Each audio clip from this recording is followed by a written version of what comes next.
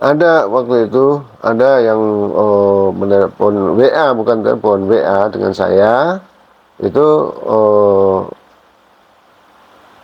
dia mengatakan cucu saya itu sama dia gitu. Nah, dia mau ngantar, nggak punya uang, minta dikirimin uang sekitar 800.000, ngasih nomor teleponnya, tapi, ngasih alamatnya di Bekasi Timur.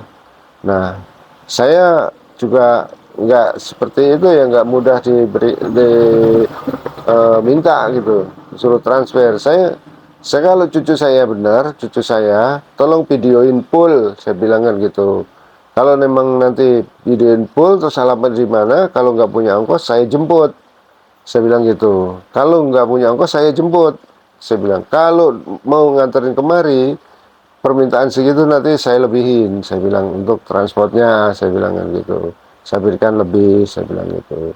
Jadi saya nggak mau kalau untuk transfer, saya bilang gitu, saya nyata aja, yang penting nyata, ada diantar atau saya dijemput di sana, saya baru yakin.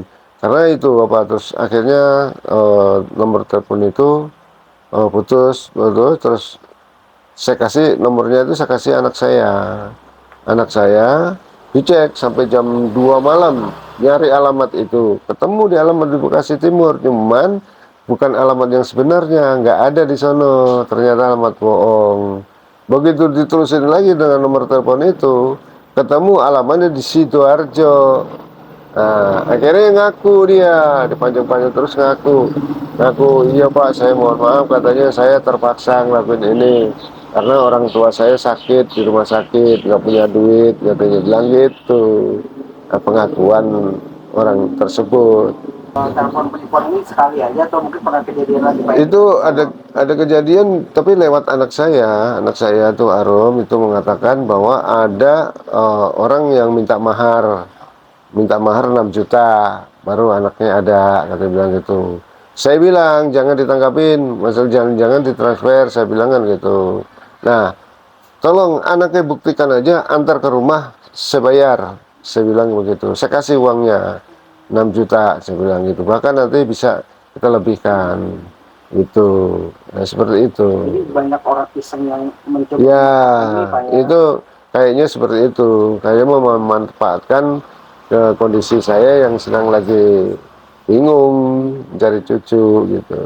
Ada nggak sih pesan yang mau disampaikan kepada ya mungkin kalau kita harap maupun pria yang diduga gitu ya Iya, mengajak Alvaro pergi ini menonton gitu, apa iya. sih Pak pesan yang disampaikan gitu? Ya, saya berpesan kepada yang membawa Alvaro, semoga, terketuk hatinya, iba dengan anak yang belum berdosa menjadi korban, seperti ini.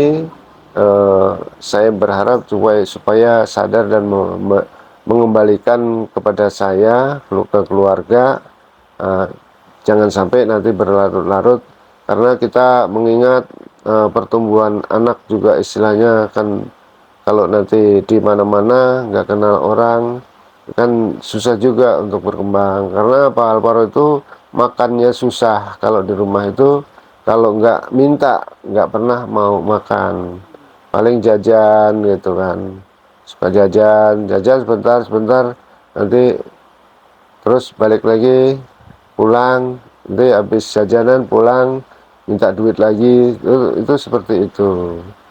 Jadi anak itu makan itu susah, makan itu. Kalau nggak permintaannya itu nggak. Kalau minta chicken ya harus chicken, kalau minta sosis ya harus sosis, gitu. Cuman kan jarang, kalau nggak minta kan nggak mau dimakan, kan begitu. Jadi harapan saya semoga orang yang membawa Alvaro ini tahu saudara, tahu apa atau apa gitu ya. Nah, tolonglah kembalikan ke keluarga lagi supaya kita, tenang, semuanya tenang gitu. Tidak istilahnya menjadikan selalu was-was kepada cucu saya itu kenapa-napa gitu. Semoga aja Alvaro juga dalam keadaan sehat walafiat, selamat, itu aja.